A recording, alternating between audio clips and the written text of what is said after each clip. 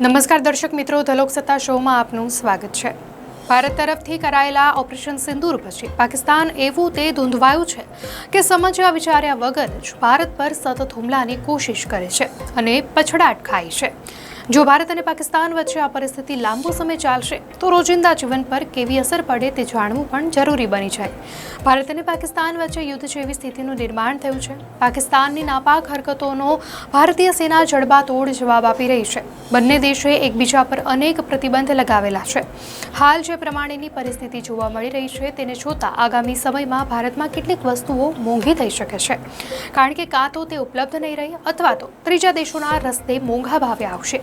ત્યારે યુદ્ધથી આપણી રોજબરોજની વસ્તુઓ પર શું અસર પડી શકે છે તે અંગે જાણીએ। પાકિસ્તાનથી તાજા ફળો જેમ કે તરબૂચ અને શક્કરટેટી આવતી હોય છે, જે કાશ્મીરના રસ્તે દિલ્હી અને અન્ય બજારોમાં વેચાય છે। ગરમીમાં આ ફળો બહુ થાય છે।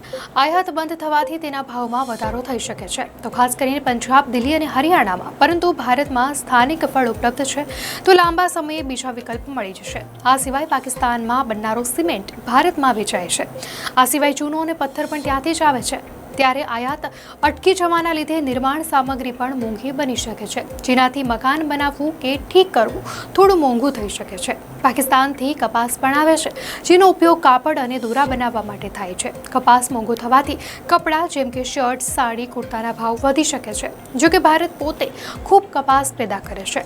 મુલતાની માટીનો ઉપયોગ સૌંદર્ય પ્રસાધનોમાં અને ઘરેલું નુસ્ખા માટે કરવામાં આવે છે। મુલતાની માટી મોંઘી થવાના લીધે બ્યુટી પ્રોડક્ટ્સ અને ફેસ પેકના ભાવ પણ વધી શકે છે, પરંતુ ભારતમાં કેટલીક જગ્યાએ તેનું ઉત્પાદન થઈ શકે છે। તો સિંધુ મીઠું પાકિસ્તાનથી આવે છે। ભારતમાં વ્રતમાં તે બહોળા પ્રમાણમાં વપરાય છે। આ સિવાય બદામ, કાજુ, પિસ્તા જેવા મેવા પાકિસ્તાનથી આવે છે। તહેવારો અને રોજબરોજમાં મેવાનું સેવન હવે મોંઘું થઈ શકે છે। જો કે ભારત અફઘાનિસ્તાન અને ઈરાન જેવા દેશો પાસેથી સૂકા મેવા મંગાવી શકે છે, તો અન્ય વસ્તુઓ જૂતા, બેલ્ટ, બેગ અને જેકેટ જેવા ચામડાનો સામાન ભારતમાં મોંઘો થઈ શકે છે, જેનાથી જૂતા, ચપ્પલ અને બેગ ખરીદવાનું મોંઘું બની શકે છે। પરંતુ ભારતમાં ચામડા ઉદ્યોગ મજબૂત છે તો સ્થાનિક વિકલ્પ મળી શકે છે। આ સિવાય તાંબાના વાસણો, સ્ટીલની વસ્તુઓ પણ મોંઘી થઈ શકે છે, જેનાથી વાસણો કે ઔદ્યોગિક સામાન બનાવવાનું મોંઘું થઈ શકે છે। પરંતુ ભારત અન્ય દેશો પાસેથી પણ ધાતુ મંગાવી શકે છે। ભારતથી પાકિસ્તાનને દવાઓ, ખાંડ, મસાલા અને તેલીબિયા જેવી વસ્તુઓ જાય છે। વેપાર બંધ થવાથી પાકિસ્તાનમાં મોંઘવારી વધશે, કારણ કે તે ભારત પર વધુ નિર્ભર છે।